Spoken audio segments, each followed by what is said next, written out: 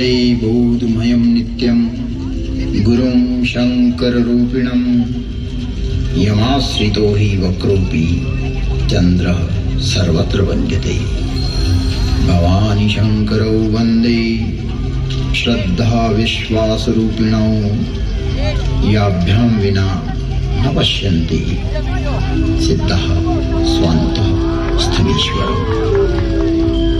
तुम त्रिभुवन गुरुवेद बखाना आन जीव पावर का जाना।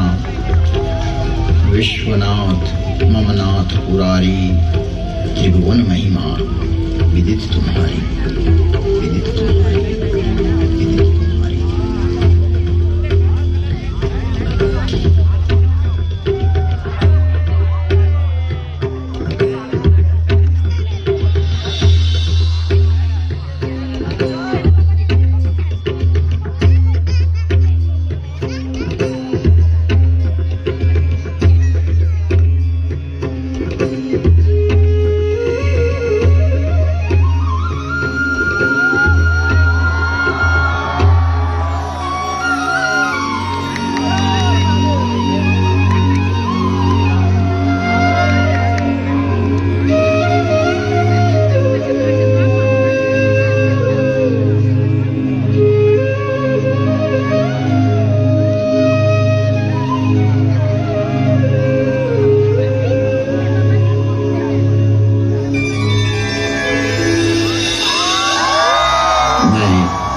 विश्वास बोल रहा हूँ, मैं सर्वव्यापी हूँ। मेरा संपूर्ण विश्व में वास है, क्योंकि मैं विश्वास हूँ, विश्वास हूँ, विश्वास हूँ।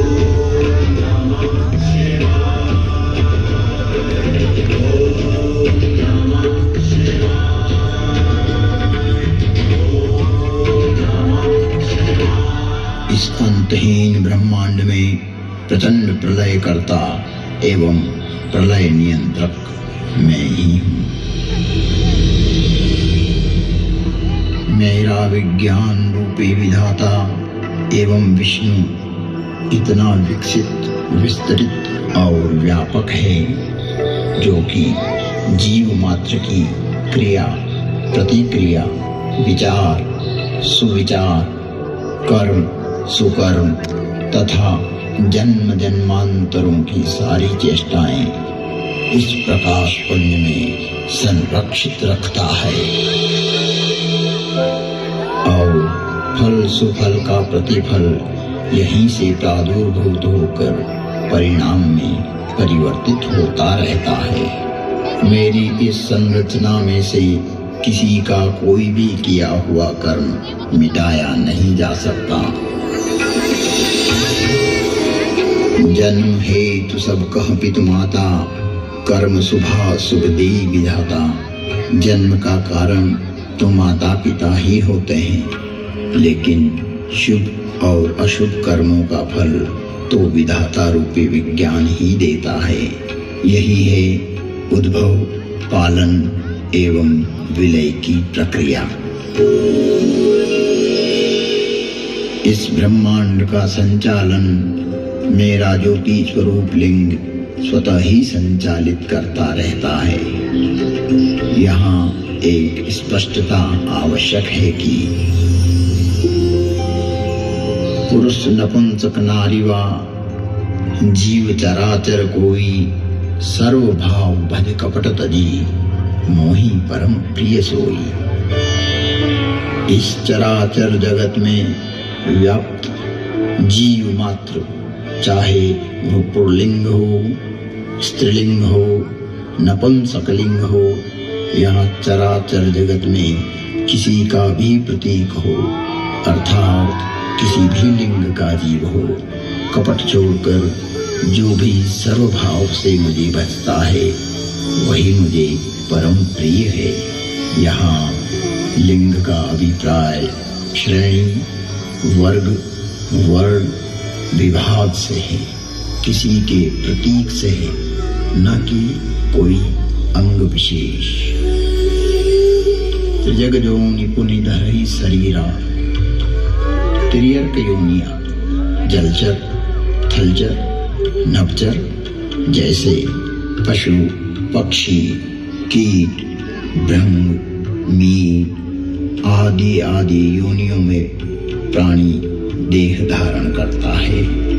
जैसा कि हमारे यहाँ 84 लाख योनियों का वर्णन मिलता है। स्पष्ट है कि योनि अर्थात जीव का एक प्रकार।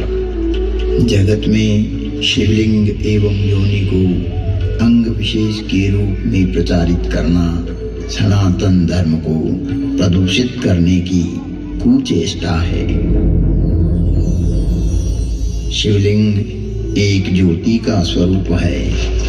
आज भी शिव के 12 स्थान ऐसे हैं जिन्हें ज्योतिर्लिंग ही कहा जाता है। जो प्रतीक यहाँ प्रदर्शित किया जा रहा है यह है शिवलिंग। और अंतरिक्ष में चारों तरफ घूमती हुई वो सारी योनियां हैं। यह है मूल स्वरूप जो यहाँ उद्घाटित किया गया ताकि जगत में व्याप्त भ्रांतियां दूर हों। शिव में विश्वास, उनकी व्यापकता एवं विराटता ही शिव के प्रकाश पुंज की संज्ञा है। अर्थात शिवलिंग शिव की पहचान का द्योतक है, एक चिन्ह है, एक प्रतीक है। ये है शिव द्वार में प्रवेश करने का प्रथम अक्षर। शिव है द्वार एक भीतरी प्रवेश के लिए, यह है प्रतीक। इस स्पष्टता के उपरांत भी भ्रामक अर्थ प्रचारित करना उचित नहीं है।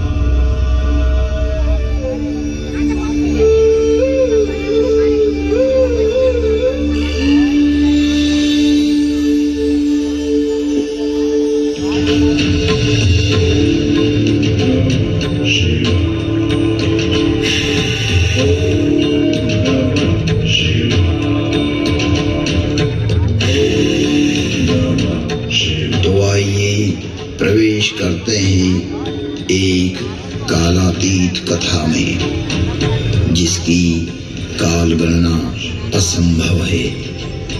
घटना युगों पहले की है कि जब अनेक अंतरिक्षों में अनेक ग्रहों पर उद्भव, पालन और संहार हो रहा था।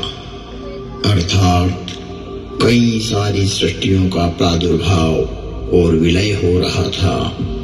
कई वहां की सभ्यताएं विकसित हो रही थी तो कोई नष्ट हो रही थी। और वर्तमान में भी यही क्रम अनंत कालों से चल रहा है और अनंत कल्प कल्पांतरों तक चलता ही रहेगा। यह अंतहीन क्रम है, परंतु यह घटना इस पृथ्वी नामक ग्रह की है कि जब यहाँ सब कुछ निशब्द था, समस्त पृथ्वी जल आप्लावित थी, तभी भगवान विष्णु ने वराह रूप धारण कर पृथ्वी के कुछ भाग को जल से बाहर निकाला, जिससे कालांतर में इस पृथ्वी पर जीव पनपने लगा। और एक बड़ी काल गणना के बाद यहाँ मानव पैदा हुआ, किंतु उसे किसी प्रकार का बोध नहीं था, किसी भी प्रकार की अभिव्यक्ति की समझ नहीं थी। ना तो उस समय शब्द था, ना कोई वर्णाक्षर। चराचर जीव जगत अपने अपने समूह में एक मूक दृष्टि से एक दूसरे को निहारते थे, लेकिन कुछ भी अभिव्यक्ति नहीं कर सकते थे। चारों तरफ इस पृथ्वी पर सन्नाटा ही सन्नाटा था। प्राकृतिक स्वरों, ध्वनियों के अतिरिक्त यह पृथ्वी निशब्द थी। ऐसे कई युग बीत गए कि अचानक ब्रह्मा को विचार आया कि पृथ्वी का निर्माण हो चुका है। विष्णु ने अपनी व्यवस्था भी व्यापित कर दी है, लेकिन शब्द की उत्पत्ति कौन करेगा? बिना वाणी अभिव्यक्ति कैसे हो पाएगी? जब ब्रह्मा और विष्णु को प्रेरणा हुई कि देवों के देव महादेव ही इस सृष्टि में शब्द की स्थापना कर सकते हैं, शब्द ब्रह्म का दान दे सकते हैं,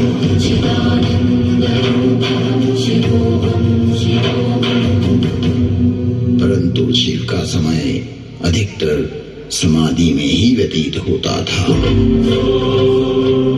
जगत में वेद की स्थापना के लिए, मनुष्यों में प्राणियों में सत्य प्रेम और करुणा की भावना प्रकट करने के लिए, शब्द को देह देने के लिए महादेव को समाधि से जगाना अति आवश्यक है।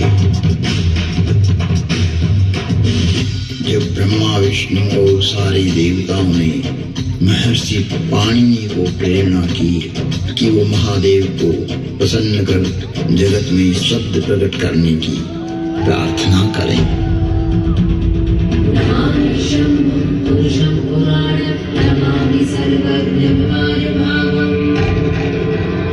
महर्षि पाणिनि की निष्प्रिय एवं जगत कल्याण की भावना से की गई तपस्या ने भगवान शिव की समाधि में विघ्न डाला। महादेव की समाधि असमय भंग हो गई। महादेव के जागते ही उनका रौद्र रूप प्रकट हुआ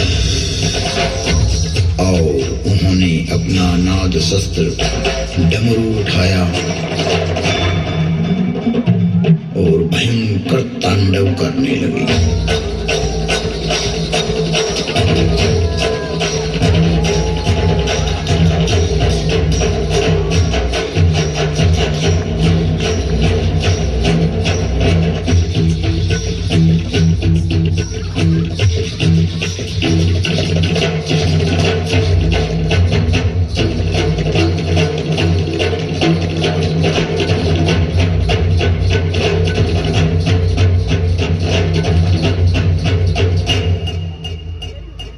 इतना भयंकर तांडव किया कि पृथ्वी हिलने लगी, आकाश में बिजलियां कौंधने लगी। पृथ्वी को हिलते देख ब्रह्मा ने सोचा, कहीं प्रलय की वेला तो नहीं आ गई। चारों तरफ समुद्र में उफान आ रहा था, हवाएं चक्रवात का रूप लेकर आकाश की ओर बढ़ रही थी। पूरी पृथ्वी अपनी दूरी पर ऐसे डोलने लगी मानो पृथ्वी समुद्र पर तैर रही हो। तब महादेव ने अपना डमरू बजाया और असमय समाधि में हुए विघ्न के कारण तांडव करते हुए मानो अपने इस नाद से संसार को बधिर कर देंगे, इस सृष्टि को समाप्त कर देंगे और उसकी तीव्रता को प्रकट करते हुए प्रचंड एवं भीषण घनघोर ध्वनियां पैदा करते हुए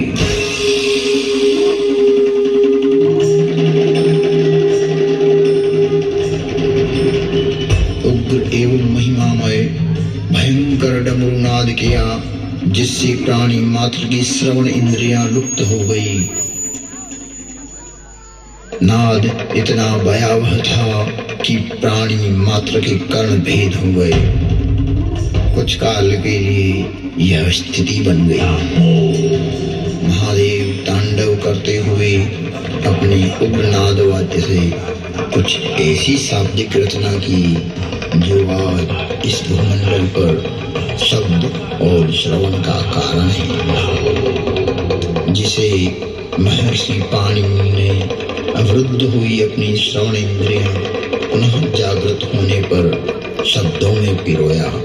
जगत कल्याण के लिए महादेव की प्रेरणा से नाद वाद्य से निकली हुई ध्वनियां जो आज इस संसार में व्याप्त है। इस भूमंडल पर कोई भी व्यक्ति किसी भी भाषा में अपनी अभिव्यक्ति करता हो, उसका उद्गम स्रोत महादेव का डमरू ही है। और वो डमरू इस प्रकार बोला, ऐं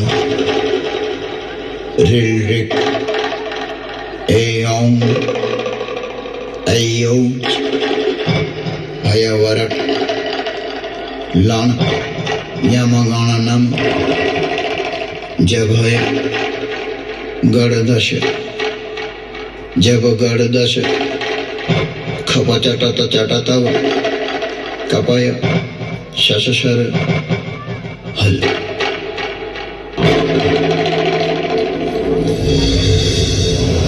ऐं ऋल ऋक ऐं ऐऔच हयवरट लण यमगणनम जभय गणदश जब गणदश खपचटत चटतव कपय शशशर हल।